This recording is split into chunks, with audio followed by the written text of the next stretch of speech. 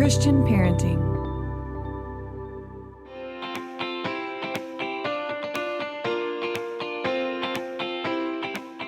Welcome to Called to Love, where we discuss all things adoption and foster care and dive into the practical, the clinical, and most importantly, the biblical perspectives to help you and your family thrive. I'm Summer Colbert, adoptive mom, director of adoption and foster ministry, and champion for the Arkansas Baptist Children and Family Ministries. Adoption isn't just a process. It is an invitation to go on a journey with the Lord where you will experience life-changing opportunities to grow in your faith and learn to love in an entirely new way. One thing is for sure, being called to love means you will never be the same. Hey friends, welcome back to Called to Love. Today is a very special episode as we're going to go a little unplugged today and together as husband and wife reflect back on 10 years of our adoption journey. And I get to do that with my favorite person, my husband, Corey. Hey babe, thanks for joining us. Absolutely. Thanks for having me. And how fitting is it that for episode 10, we're looking back at 10 years of our adoption journey, and this has been a journey that's changed everything for us. It's changed who we are. It's changed what our life looks like. And we've talked about it many times that we wouldn't want to go back to who we were when we first started this journey. But it all started in 2013, where I can still remember a very distinct piece of road as we were driving back from taking our boys to your parents. And God said, "You're going to adopt." And you were actually open to adoption before I was. We had talked about it kind of off and on, but it kind of got tabled and we put it on the back burner and had biological boys. And then the Lord decided to speak to my heart about it. And it was a really distinct moment. And you were just kind of like, okay, let's do it, which is typically how our relationship works, where I get an idea and you're like, okay. So, but we ended up actually after having that conversation and making a few initial inquiries, I guess, to people that we knew that had adopted. And then we spent about a year wrestling with this. We really didn't take any action. And so I think that's a good place for us to start, is maybe what that year of wrestling looked like for us, when one of us would be more motivated and the next one would be like, and then we'd kind of go back and forth and do this tag team all year long. I think some of this, as your listeners will know, when you have young children in the house, it's hard to think about adding anything else. Mm-hmm. And so I think the struggle is, do we respond to what we feel God calling us to do, or do we look at the circumstances around us and think that this is too much? Yeah. Or how can God really want this for us right now? Doesn't he see this? Yeah. That's a really good point. And we did. I mean, because we were comfortable. I mean, we were nestled into life as young parents, and our boys were healthy and growing and thriving. And it was really a question for me. If I look back now, it was all about disrupting kind of our comfortable flow of life, because we didn't know what to expect. And we had no understanding of what adoption really meant, or even what the process ahead had for us and how hard it actually was. And I think about this and almost shamefully could say, if I really knew what was in store for us, I probably would have chickened out. I mean, honestly. Well, I think you could say that about biological kids just the same. Yeah. Sure, we don't know what our biological or our adoptive children are going to be like, because they don't really have some of those genetic, predispositions and things like that. But you could say the same for your biological children. Ours are totally different. So, yeah, are we going to find some excuse to not obey, or are we going to obey? I think that's the bottom line, because it did not make sense on paper financially or sleep-wise. I mean, we weren't getting any. Yeah, it all came down to, and we were still kids. I mean, honestly, we were kids raising babies, and we were still learning each other. I mean, this was just a few years into marriage for us. And so we were just kind of learning along the way. But after a year of wrestling, we came to the end of that year, because that was in January that I clearly heard God speak. And then it was December when we kind of had what you like to call our catalyst moment, where that was the year and the month of that year that we got the call about the baby. And then I've told our listeners this story, that we rushed to the hospital and we thought this was it, because we had just gotten to the point where we were so weary from the wrestling back and forth about should we, shouldn't we, that I literally had just prayed that morning, God, would you just put a baby in a basket and have somebody ring the doorbell and leave it on our front porch? I mean, like, that's where I was mentally. And so we got that phone call, and I just knew that was it. And then that ended up being one of the most traumatic days for you and I. And on the other side of that, we grieved, I think, rather unexpectedly. And it kind of surprised me with you because you're such an easygoing person and you don't let things bother you typically. And sometimes I even get frustrated because I'm like, would you please just get upset with me for like 5 seconds? But this really hit you hard and it really shocked me. And it took us months to even think about trying again. Yes, and I guess you got to be careful what you pray for because you prayed for that delivery, and we didn't specify what kind of delivery we get. So yes, I remember turning around, working, driving close to the hospital, and then getting the call and immediately turning around and Yeah. making that change, calling my boss, calling our family that lived local, that this was about what 2 to 3 weeks premature for us. Mm-hmm. We had nothing, no, we had nothing pink for sure. Nothing. And so I remember most from that day. I got there a few minutes before you did because you were getting your mom, I believe, and um, I I remember getting there and I wrote a letter to this child that I hadn't even met yet. We had a name for her. Yeah. We had all these, just like you do with a biological child. You make plans mentally, what they're going to be like, what we're going to do together, what their tendencies might be. And we had known you had known the birth mother. Sorry, you had not. We had not met this birth mother, No. but we hadn't even met the attorney. Right. So everything was wild about this whole story. Sorry, I've got like 17 stories in my head. That's welcome to the last decade of our Right. lives. So anyway, I remember going in, and I'm sure your listeners have already heard the whole story. But for me, I had a really hard time looking back now.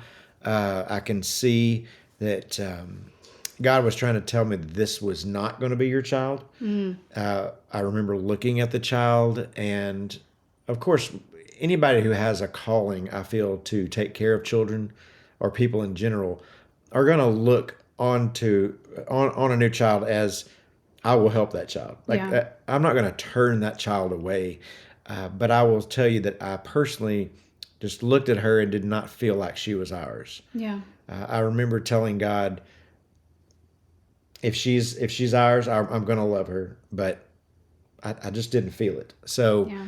the rest of the story goes. Well, that's a really good point, too. And I think that's something, because the point of our conversation today is really just to share the lessons that we've learned. And that doesn't all mean rosy lessons. I mean, that was a tough one for us. And I mean, we sat down with a couple not too long ago who were struggling with infertility, and they were like, well, adoption's the next logical step, but we just don't feel it. And I think that's an important point to say. And a lesson that we've learned is it doesn't have to be like, God is very specific in what he wants your family to look like. And just because everybody around you might be adopting, or because you're not able to conceive a biological child, that's your only option for having a family, which it's a great option, but it also doesn't substitute the emptiness in your heart when you are longing to have that biological child. And so you had that feeling right off the bat. And honestly, it was such a whirlwind in that particular instance where we were looking at that child.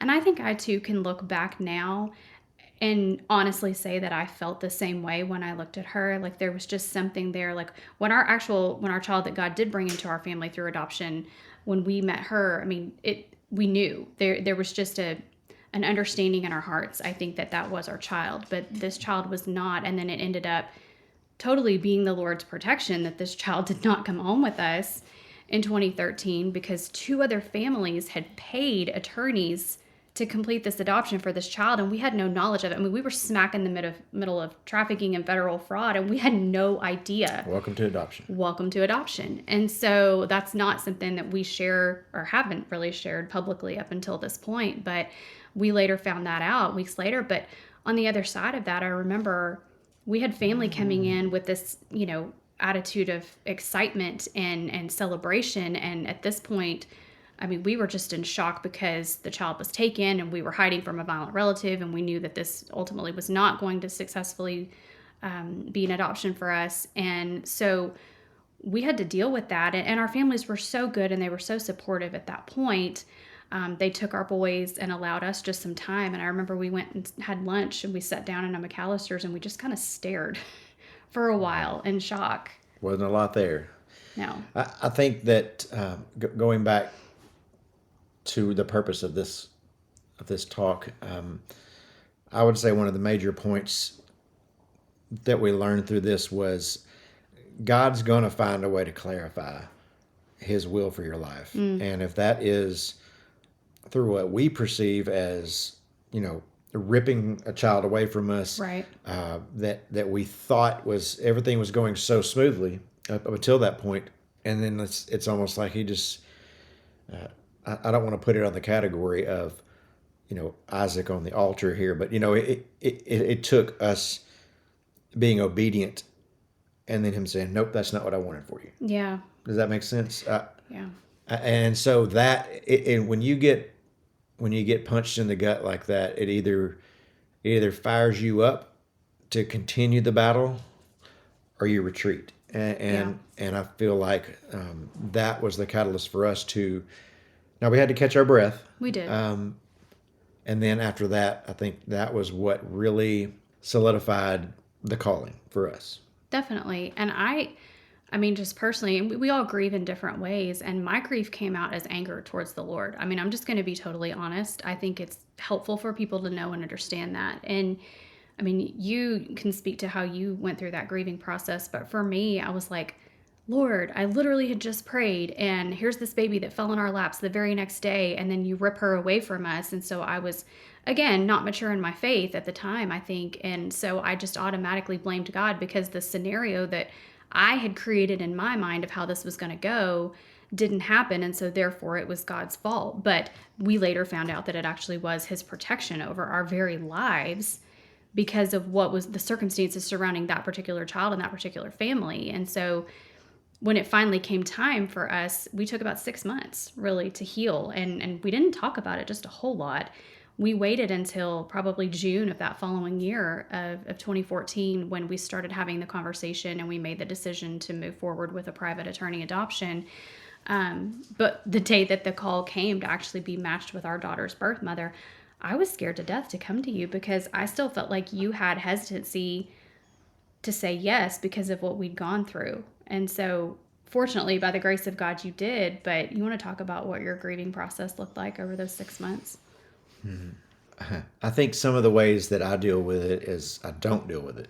I think that's not a great way to do that. Looking back, I feel like maybe we should have found more friends or people who had been in that circumstance just to talk it out, to get some wisdom and clarity from other people.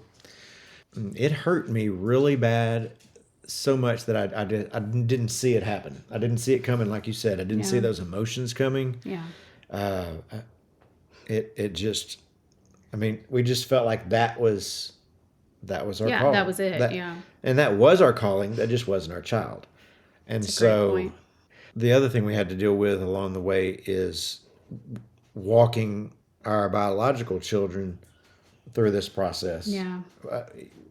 Is it good for them? Is it, are we, all the emotions, are we hurting our biological children? Are we taking attention away from them? I think those are the things we wrestled with a lot. Yeah. Of, again, is this God's calling or is it not? Yeah. Because if it is God's calling, He's already prepared your children for this. Or He's in the process of, or He's teaching your children something that they could have never learned had you not obeyed your calling. Yeah. And those are things that as parents, we feel like we have to control every aspect of our kids' lives. And if we make one wrong move, then they're ruined forever. Yeah. We talk about this a lot when we dedicated our children to the Lord when they were young, newborns, and we gave them to the Lord. Like we made a covenant to give them to the Lord. So why would the Lord not take care of them? And it may not look the same in our human eyes. Like why would God make them go through hurt Well, why do we all go through hurt? It's well, most of the time it's because we're not listening before, and God's like, I'm going to allow this to happen. At least Mm-hmm. I don't know theologically on that one, but I mean, I feel like He does allow certain things to happen. It's like I want you Mm-hmm. to feel this, and if you have to learn through heartache, as long as you learn it, because Yeah. the other thing about our calling is that our callings serve other people, Yeah. and it's not just about us. And That's so right. our kids are going to learn from this. Their friends are going to learn from this. Our families, our It's families very were. true. It was a new world for them as well. I mean, we Yeah. we talk about generational things, and not just parents sometimes that have to go through this, grandparents and generational differences and Mm-hmm. cultural differences, Yeah. and so I think all those things go hand in hand, and yet I think on one hand you can see it's wild and it's crazy. On the Mm-hmm. other hand, you think, wow, that's beautiful. Yeah.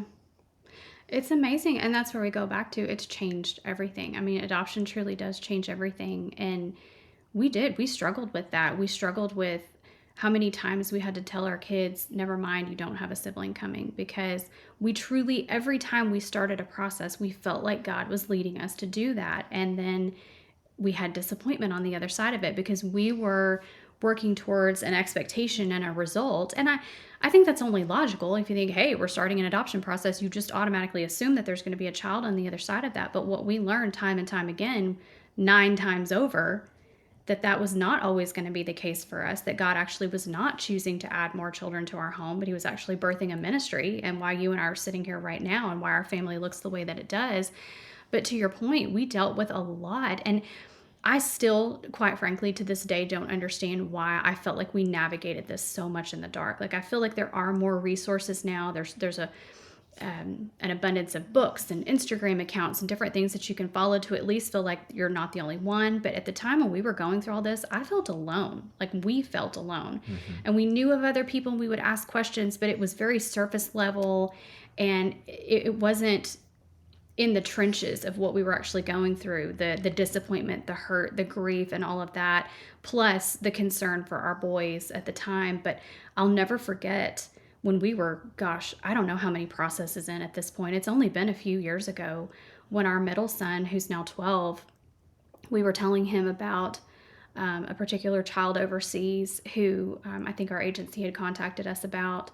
And we were just kind of testing the waters a little bit and having conversation with them, because we never withheld those conversations from our kids. No. Like, we wanted them to be a part and have a say so, or at least to be a part of the conversation. Sure. Ultimately, like you're saying, if it was God's calling, then as the adults and as the ones who are called, our children have to, fall under that calling with us and move But we forward could with know how it. to minister to them afterwards if it was different. Right, exactly. But I just remember telling our son about these children that needed forever homes, and he just looked at me, and not in a panic way, but he was so motivated. He was like, "Mom, of course, like, we have to go get him." And this was after we had told him and the kids several times, like, "Hey, you're getting a sibling, just kidding. Hey, you're getting a new sibling, just kidding." And I just knew, kind of like what we went through with our first disappointment, that the kids were going to be like, "I don't want to do this anymore. This is too hard." Yeah. Well, yes, I was going to go back to your other comment and then follow up with that one. Was I feel like sometimes God leaves us in the dark, because it forces us to go down deeper to where He wants us to go. In other words, Yeah. had we sought all those resources and kind of learned early that, we wouldn't be sitting here talking about this right now, That's because true. you would have had. He's giving us a path. It's giving us a path, and that's what we asked for, right? Yeah. But a lot of times we just want the answer and not the opportunity to find the answer. And when we do the research and study harder, then we know it more. Like, we can teach it more. We know how to teach that to our children, Yeah. and we know how to educate people who may ask us now, like young couples who are coming up to us. And then going back to the other point, also with the kids, you're right. The kids were all about it. They were all about it Every every time. time until the last one. Yeah. And that's when I believe our oldest was like, Yeah.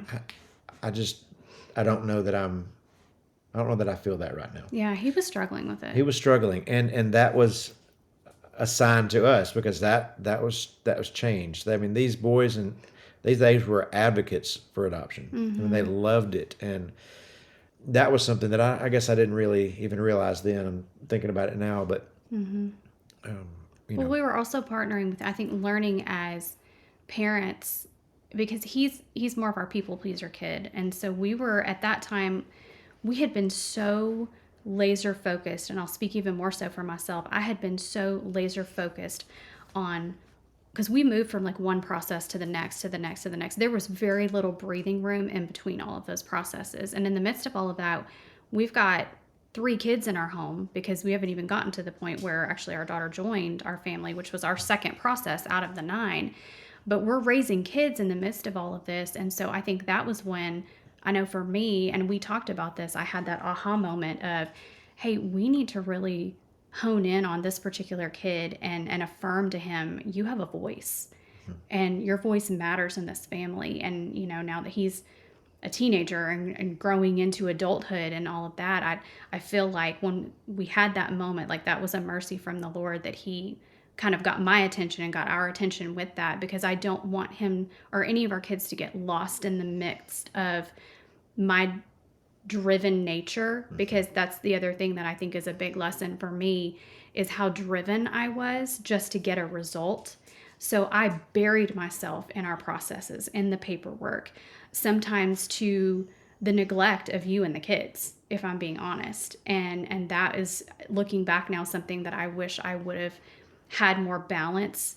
And because I thought if I push harder, if I just get it done, then that kid's going to come home and we're going to get that result. We're finally going to get that kid that I felt like the Lord was promising us, right? I think you brought up a good point.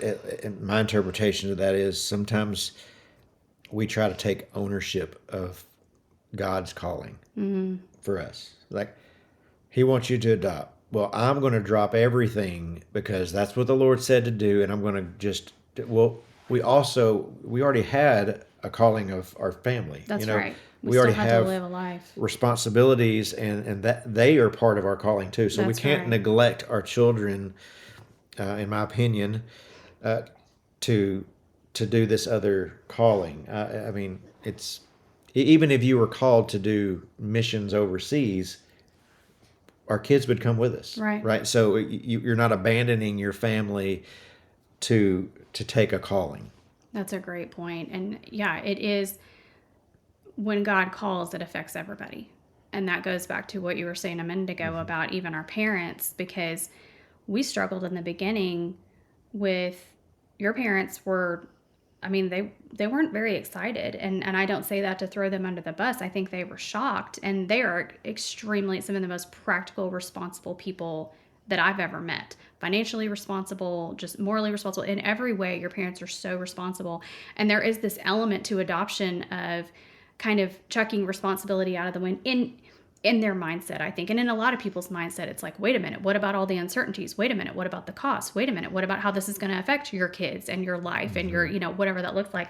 And so I think out of love, they were hesitant and trying to caution us. And we were like already 10 steps ahead of them and like, why aren't you excited and running along with us? And so that's an important lesson. It's like, let your people and your loved ones run their race at their own pace, and don't take offense when they're not at the same level of excitement and understanding that you are. Well, yes, because in the end, I think we have to remember that our calling is not their calling, Yeah. but our calling affects them. Like you Yeah. said, our sins affects others, our calling affects others. So Right. it doesn't mean that you should not do the calling.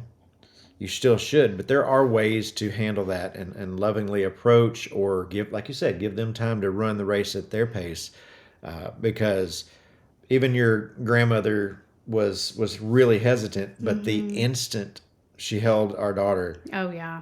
it changed. Yeah. The instant. I mean, it was. She wouldn't give her back to No, anybody. that's She true. wouldn't share her. That's true. She was being stingy with her, but Yeah. sometimes the fruit of the calling will be a clarifying moment for those around you. That will be their their check, like, yes, I see that now. Mm-hmm. So we just have to see the fruit sometimes. Yeah. And even I feel our families trusted us Mm-hmm. with the calling. I feel like they were being parents Mm-hmm. and were trying to caution us about. And I think it's good that I feel like we shouldn't take people. And for this instance, we'll use our families as the example. We shouldn't use their their hesitancies or the things as being against your calling. I think Yeah. it's maybe God using that to say, well, let's go through that checklist mentally. Is your Wise heart, counsel. yeah, is your heart ready to check that off? You know, like Mm-hmm. check my spirit. Is this about me? Yeah. Is this about making me, uh, you know, Summer and I hate the when people are like, oh my gosh, that little girl's so lucky. Y'all are You've done such a amazing. good thing. I mean, come on. It's a great for her. I mean, it's great for her in the sense that there's a calling fulfilled. Mm. But I mean, I saw a lady just the other day who is the same nationality as our daughter and Mm-hmm. had seen her when she was younger and asked about her. And she said the same thing. She was like, "Oh, she's so lucky." I was like, "No, we're the lucky ones. I mean, Yeah. the blessings that we get out of it." I feel like culture today is going to try to put every decision you make in a box. Like, oh, you're trying to make yourself look good, or oh, you're trying to have a savior complex, Yeah. or oh, you're doing it for this. And I'm like, do you know how hard this was? Like, Exactly. This was not easy. this was not easy, and it's not something that well, I tell you what, when people do say stuff like that, it does make you check your spirit and check your heart and say, Yeah. am I doing it for that reason? And if I am, then remove that from me or change my heart, and I think so. I don't think that, again, I don't think it's bad to hear those things. It's just it's hard because when you say, I just everybody should be going along my calling with me. Everybody should. Yeah. Why don't they understand? No, but I think that's a really good point. And I think tying all that together, it really does come down to, and we talked about this early on this show, of, am I called? And everything else, when you answer that calling out of obedience, I think everything will fall into place. It does not mean that it's going to be easy. That is an unfair expectation to place on the entire process because the enemy does not like adoption. And so there's going to be resistance along the way. And then it's not pretty when the child comes into your home because you have to adjust to a new person and you have to learn new rhythms as a family and you have to deal with different temperaments. And as we learned very quickly, I mean, our daughter, when we finally had our hallmark kind of scene and she was born and it was incredible. Like we were in the room, we got to pray with and over our daughter's birth mother just moments before she gave birth to our daughter. That's still one of the most surreal moments I think we've ever The other experienced. cousin was praying Yeah. in their language. Yep. We were praying We in were praying in ours. English. Yeah. It was incredible. And we'll never forget that. But then just hours later, we stayed in the hospital. Bio mom stayed in her room and we had a room with the baby. And we were there overnight. And we were so exhausted because the weekend prior we had been in the hospital with our son who'd suffered a head injury, and then a week later here we are in the hospital with a newborn baby. And so we were like, okay, you know what, we said we weren't going to do this, but can she just go to the nursery for a few hours and just let us get a little bit of sleep? Was it 20 minutes later Well, they brought her it didn't. back? It seemed like that. I don't know. I think it literally, like 20 or 30 minutes later, the nurse brought her back and she was like, and this is at like, I don't know, 2:30 in the morning at this point. And she was like, I'm so sorry, but she can't stay in the nursery because she's disturbing all the other babies. And that was just the beginning of what was the next really 3 years of our life is intense crying and screaming day and night. And you got the brunt of that because you were with her more during the day than I was. But I was also the primary caregiver that she attached to. yes, That was yes, hard too. yes, that was hard for me on other levels too. But hard for you because you felt like you couldn't release her at any time. I couldn't put her down or she'd scream bloody murder. But I mean, you had mentioned about the calling, and I was thinking, when is God's calling on anything easy? Yeah. Like ever? Yeah. I think if it's easy, I mean that's something that we can do. Yeah. If it's easy, it's in our power. If it's the calling, then he's either preparing, will prepare, or has prepared you for that moment. That's great. And we didn't know at We the didn't time. know.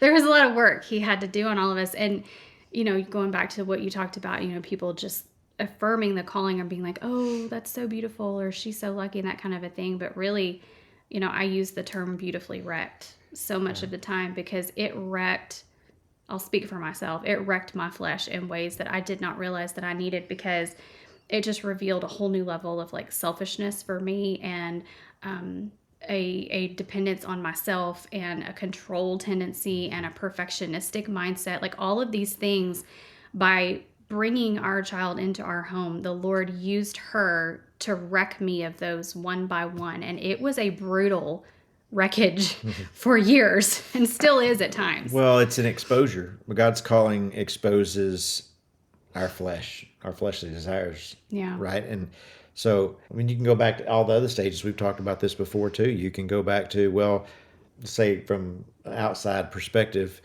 that guy, he's a great friend. And then you start dating, and it's like, oh, well, he's really great to date, but then, maybe he's not good to marry. And you learn from that. Or this guy may be a great husband, but not a great dad. Or maybe he's a great dad and not a great husband, but like you learn, I think, from every stage we go to. From one child, we learned just how much sleep was available that we forgot about. And then with the second one, it's sleep, but also you're raising a toddler on top of that. And I know every listener has kids at different stages. Maybe you can't have children or don't have children, and this is adoption is the avenue you're thinking of. I can tell you, and you can probably put it better into words, but a child is a child, and so they're going to change you regardless, just because the avenue is different. Whether you have your child from natural birth, adoption, foster care, left on the doorstep, anything, that child is going to change your life. Yeah. And you have the opportunity to change theirs. And so I think, if God does put children in your life, that's a ministry. That's a calling. Yeah. And so he may spark other callings off of that, but that's your calling. It's very true. And I'm so grateful for that on the other side of it. And we've still got a ways to go. I mean, we're parenting right now in the throes of teen, preteen, and elementary age, and adoption mixed in the mix of that, and then different genders. We've got boys and a girl. And so we're learning. And I talk about this a lot on my other podcast. It's like, the Lord parents us as we parent our children.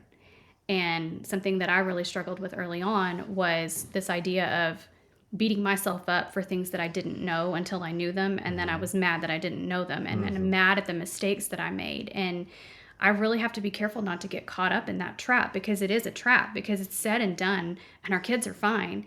And the Lord is so good to redeem and to grow us together as a family.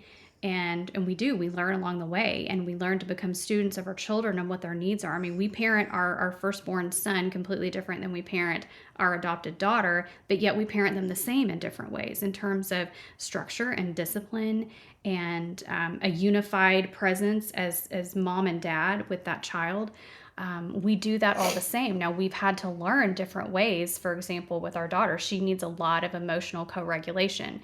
And we've had to learn how to do that. And you're right, I've had to become a student of that. And we both have. And then we've had to adjust our marriage communication, because in moments of high stress, you're my person. So naturally, the closest one to me is going to get the brunt of how I lash out of exhaustion, out of frustration, out of overwhelm. My big feelings come out onto you, and you are so good to want to just fix that for me. And a lot of times our daughter wouldn't let you, because she was so more attached to me in the beginning. And now she depends on, it's so funny. Here she is, 8, almost 9 years old. And there's certain areas that there is no substitution for you. And there's certain areas that there's no substitution for me, but we've learned how to communicate and work together on that. And so we've had to change, and we've had to, and that'll continue as she gets older and we go into the teen years, and then we launch her into adulthood. We'll see what that looks like. But I guess that would be helpful for us to talk about in the midst of, even when she came home and in the midst of all the hard and everything that we went through just with her. What do you feel like we did right in our marriage? Yes, and I think that's God's grace on that one. But I also feel like I'm sure other listeners are thinking the same thing that I'm thinking in this moment was that wasn't all we had going on. Yeah, We weren't just working and raising kids. There were other circumstances at that stage of our life, and we don't need to go into them. But there that's another were episode.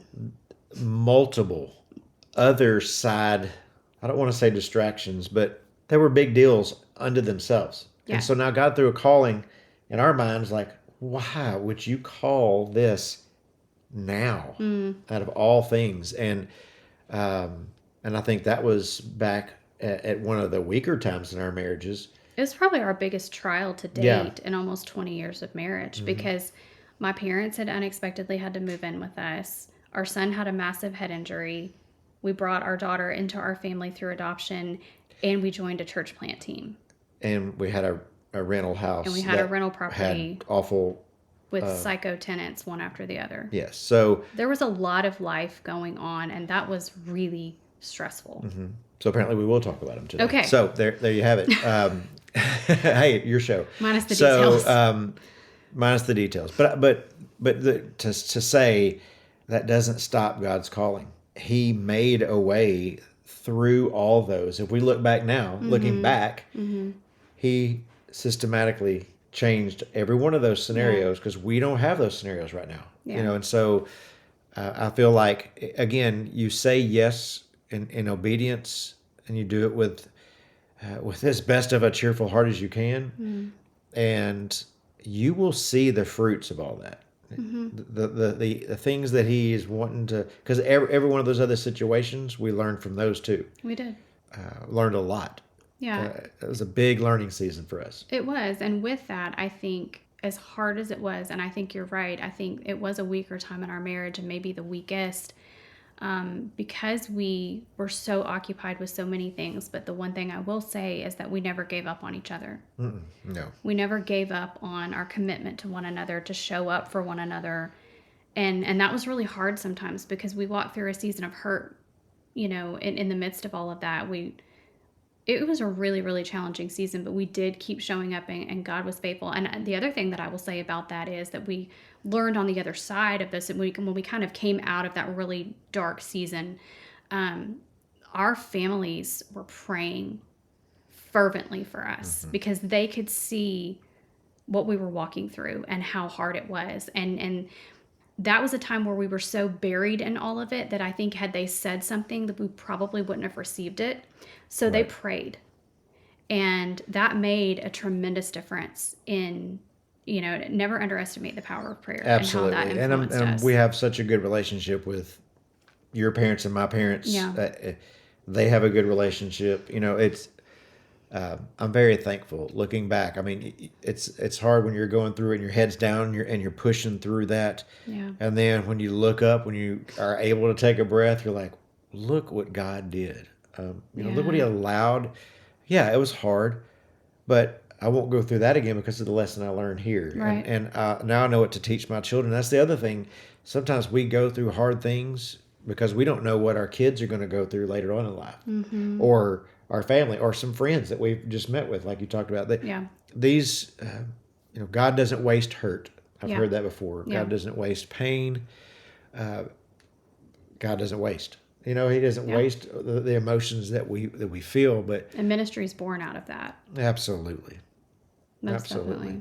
No, I think that's a great point. And there's so much more to our story that I feel like we can share, but that really is just kind of a general overview of, I don't know, just a reflection of 10 years. And I think we're almost kind of just scratching the surface with all of this. And so I want to do this periodically where we just sit down and we hone in on our journey and share with our families. I think it helps to hear and be like, what we didn't have was a voice of experience and a couple to talk us through this. And so that's another reason why I want to even have this ministry and have this podcast, is so that somebody listening can hear, you're not alone.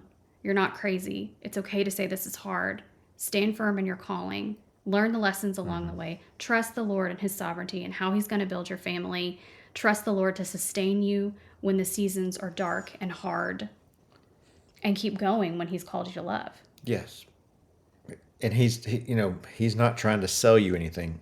Well, I feel like if you go to certain people, they're telling you what you want to hear, and then that's because they want to sell you on something, either sell you an actual product or just sell you an idea that their way is better. We went to agencies, and it was just not our cup of tea. I mean, Yeah. it wasn't for us. Right. And I feel like we can be real with our friends. We can be real with this because we aren't trying to sell anything. I mean, this podcast that was birthed it's not because we're trying to make $1 million here. It is literally to be a voice to those who feel they're not heard, or this isn't even my podcast, but I'm almost like I just want to take questions. Like, what do people really want to know right now? Because the things that we wanted to learn at that point, maybe somebody else has already got that part figured out prayerfully. But maybe there's an aspect not that they don't, and so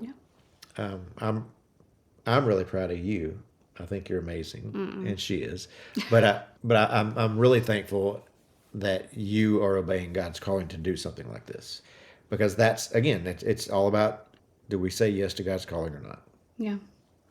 Yeah, I think that's a great place to land today as we wrap up this episode. And I agree with you. I want this to be interactive and to be a community. And so I would love to hear from you in the comments. I can create a form and put it in today's show notes, and or put an email address in there and just give you the opportunity to reach out. I would love to hear your feedback. I would love to hear what you're walking through right now, and how I or we can serve you in that, and we can dive further into topics in the coming days and weeks. So, babe, I think we've started something. We want to do this more often. That'd be great. Okay. I like talking to you. All right. Listeners, thank you so much for tuning in today. I'm so grateful for your time, and just know that you're being prayed over. And if God has called you, he will sustain you, and he will bless your obedience to that calling. And so I look forward to, in the next couple of episodes, sharing with you a really special interview with a dear friend of mine who is herself an adult adoptee.